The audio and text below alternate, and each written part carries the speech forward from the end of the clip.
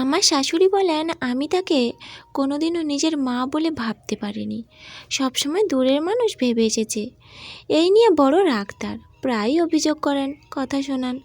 অবশ্য তিনি ভুলও বলেন না, কিন্তু আমি সত্যিই তাকে নিজের মায়ের মতো মোটেও মনে করি না।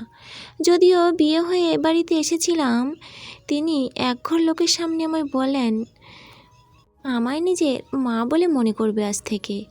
আমি বরাবরই ঘুম কাতুরে।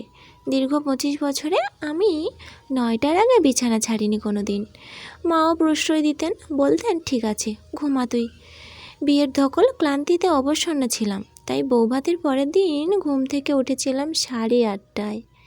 শাশুড়ি কড়া চোখে তাকিয়ে বলেছিলেন, দীপা, এটা তোমার শ্বশুর বাড়ি, এখানকার কিছু নিয়ম আছে।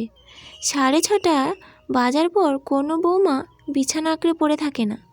এবার থেকে 6:30টায় উঠে পড়বে। আমি ঘাড় নাড়লাম।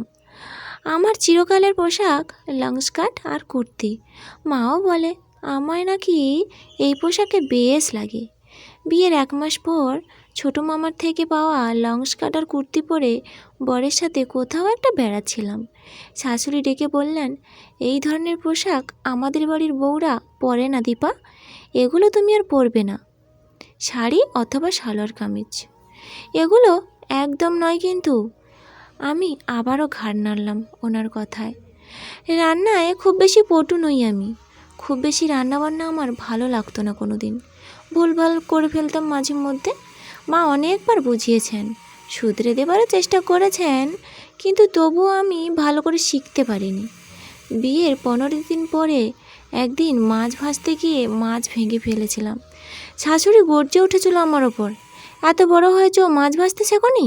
নষ্ট করলে তো এগুলো। মায়ের কাছ থেকে কি কিছুই শেখোনি? একেবারে অপদার্থ তো তুমি। দেখছি সেদিন ওনার রক্তচক্ষু দেখে আমি খুব ভয় পেয়েছিলাম। কাতর গলায় বলেছিলাম, আর হবে না ভুল। রুই মাছের পেটি ভীষণ প্রিয় চিরকাল।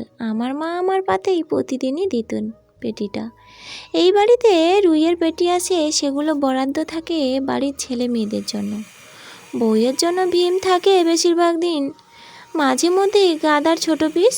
একদিন বলেছিলাম শাশুড়ি মাকে আমার পেটি খাবার ইচ্ছের কথা। উনি মুখ বাঁকিয়ে বললেন, বউ মানুষের এত লোনা ভালো নয় মা, যা দেওয়া হয় তাই সোনামুখ করে খাবে। এটা তো তোমার বাপের বাড়ি নয়। ডিয়ার শাশুড়ি মা, আমি জানি এটা আমার বাপের বাড়ি নয়, আর এটাও জানি যে আপনি আমার মা নন। আপনি আমার মা নন বলে আমার কোনো সকালাতে দাম দেননি। আমার ছোটোখাটো ভুল দেখলেই আপনি জ্বলে ওঠেন, কারণ আমি আপনার মেয়ে নই। বৌমা, অন্য বাড়ি থেকে আসা মেয়েটাকে আপনার নিজের বলে না ভাবতে পারলে কি করে তারা আপনাদের নিজের বলে ভাবতে পারেন? আপনারা তো বৌমাদের সাথে তাদের মায়েদের মতো ব্যবহার করতে পারেন না, তাহলে ছেলের বউ হয়ে আসা মেয়েটি আপনাকে ভাবতে যাবেন কেন? আমি তোমার মায়ের এই মুখের কথা বলা, সত্যি তার মায়ের মতো হয়ে ওঠা এক নয়। আর সত্যি যদি চীন সংসারে আসা নতুন মানুষটিকে আপনার নিজের ভাবুক, তাহলে আপনি আগে নিজের হয়ে উঠুন না মা।